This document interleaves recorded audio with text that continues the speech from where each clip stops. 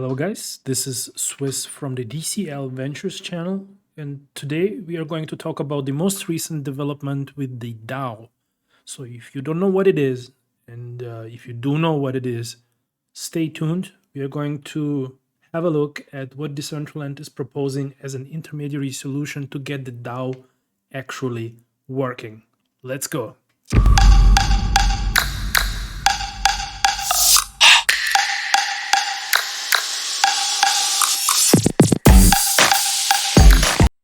So some of you guys are probably already familiar with this site here. This is the Decentraland DAO page that is accessible through the decentraland.org website via this tab here.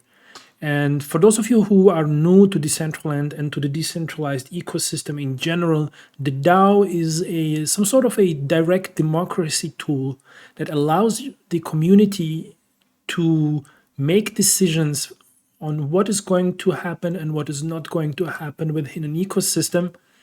And this is a pretty cool tool. Now, the thing is, in Decentraland, we kind of struggle to make this work. And this has a couple of reasons. And the Decentraland team published a post yesterday elaborating on how they are proposing to fix that issue. And I think this has been long overdue, and I would really like to quickly cover this on this video today. Now, there are different people watching my videos. Some people just want to get a brief introduction, and others want to have more detailed information. So I'm quickly going to cover the fundamentals, and then, in the second part of this video, I'm going to get into some additional detail. So let's have a look at it. So on the forum website, and I think a lot of the new people will not be familiar with this website because it's not linked from anywhere really, but it is forum.decentraland.org. I would highly recommend to register on the site because the more serious aspects of Decentraland are supposed to happen on this forum, and actually they increasingly do. So Augustine from the Decentraland team posted this on the 14th of March, and this is just a brief summary of the actual proposal that is accessible through this link here. And this is a lengthy document that seems to be somewhat intimidating but well organized. It kind of goes into the details of what exactly they're proposing and how this could actually play out. And I did go through that document, and we will discuss this document in the second part of this video, but let's just quickly go through the fundamentals. So until now, there are a couple of reasons why the DAO didn't work. First of all, nobody understood how it actually worked. There was no clear documentation. There was no one place with all of the processes. Augustine did put out a post on the forum on the process on how to submit a proposal for people to vote on. And the thing is, even after that proposal, even seasoned Decentraland members still did not fully follow that process as defined. So basically, one reason that the DAO, this Decentraland kind of voting system, did not really work is that people just didn't know how it works. But this is, this wasn't the only problem. The second problem was that it was on chain, meaning that for every key activity in the DAO, you had to spend Ethereum fees. And now with the bull market and with the Ethereum fees skyrocketing as they do, any kind of activity inside the DAO has become literally impossible unless you're a really, really big player. And the most important strength of a democratic system like the DAO, where the people actually have voting rights that they can get by registering their mana or by registering their land in exchange for voting rights. Now, this suddenly did not have a very good chance of picking up any kind of traction in Decentraland. And now that a lot of people are joining and a lot of decisions need to be made, we actually need a tool like this. So the Decentraland team has come up with a proposal on how to solve that. And they're proposing to move over to a tool called Snapshot. And this seems to be a tool that a lot of well-known projects are experimenting with or are already using. And it works with zero fees, meaning that all of the activity of the DAO will be free for everyone, making it actually democratic.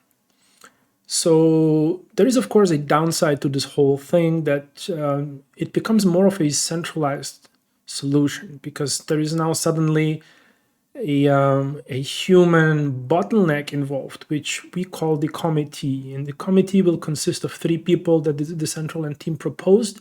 And after 6 months, another 3 or more members could be elected by the community. Now, as soon as you introduce people into a process like this, you create potential for failure there, right?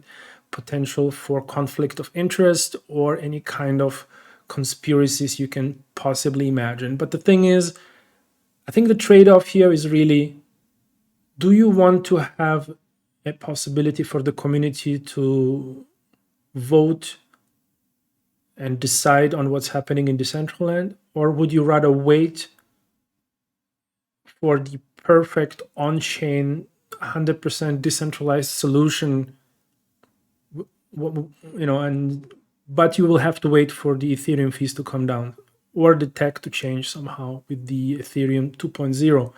So, there is this decision between a little bit more centralized but available now for free to anyone, or the original solution that, will maybe work at some point in the future. And it's tough. It's a tough decision, but I think it totally makes sense to start implementing the DAO now.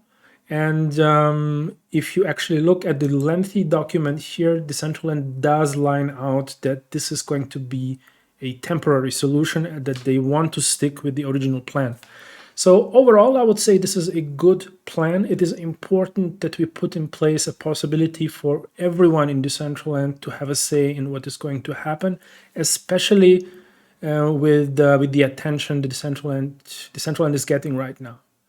Now, I think at this point, this kind of covers the fundamentals of this post by Augustin, and we are going to now discuss this whole topic in a little bit more detail. And I would highly encourage everyone to register on the forum and read at least the summary here, and ideally also move over to the more detailed document. And now we are going to discuss the details. So for those guys who would like to stick around and hear a little bit more about that, there is actually a poll that has been submitted to the DAO in regards to this decision here. And as you can see, over 1 million voting power has been already committed. And this usually happens with proposals supported by the foundation, right?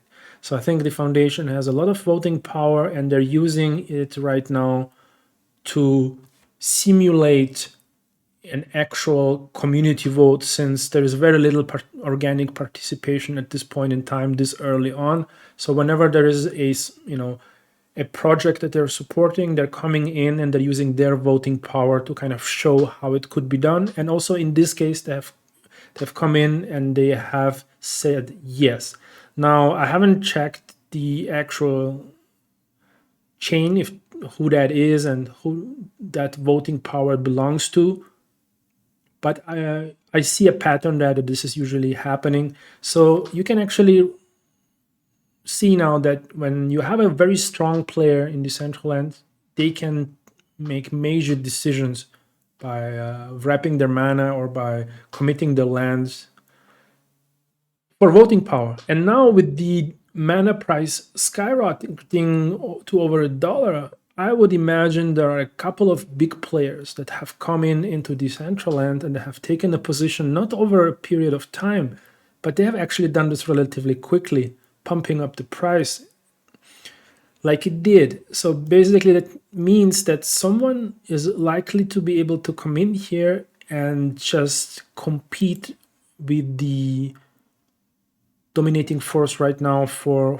these kind of DAOs. And this is kind of interesting, right? So what the community now needs to do is to make sure that also the little guys, the guys with 1 land and with 3 lands and with 10,000 mana in the bank or with 1,000 mana in the bank, can actually participate in this voting system. Now, if the fees are, of course, $100 or $200, these small guys will never, first of all, register their voting rights, nor will they participate in any kind of voting, especially if it's, relatively an immaterial question at hand at some point. So in order for these guys to be able to participate, the fees will have to go to zero. That means this will create a third force.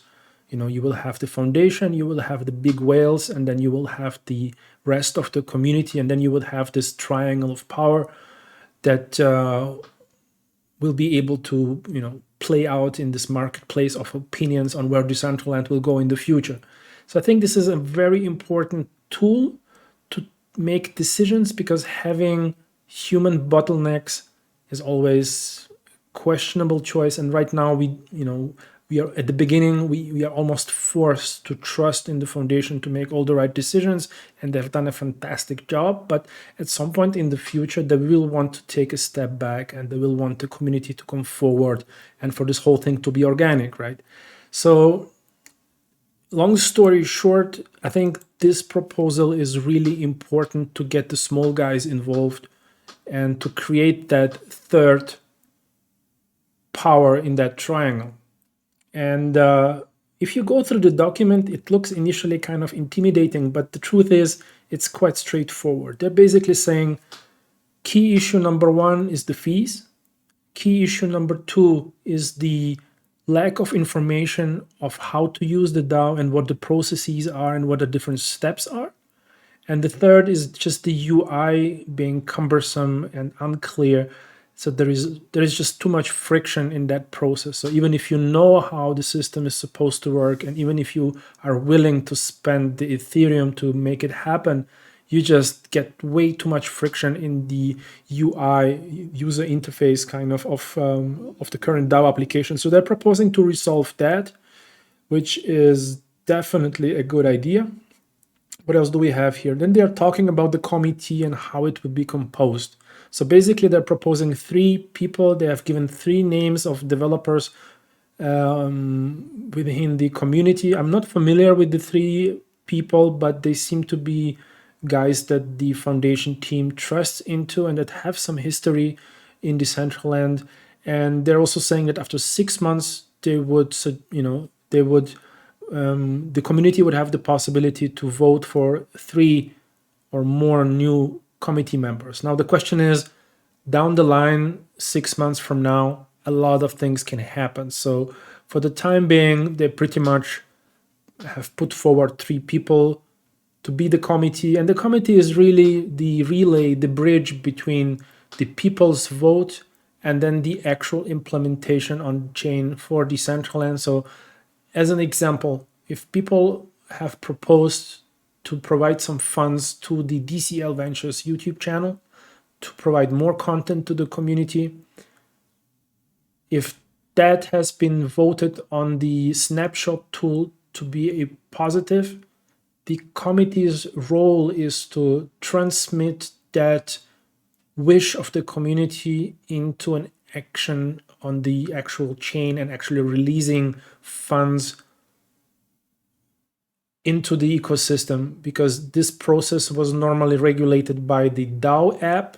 But now, since we are not using it and since we are using the snapshot app because of the fees, we need a human bridge to do these implementations. And this is what the committee is for, really.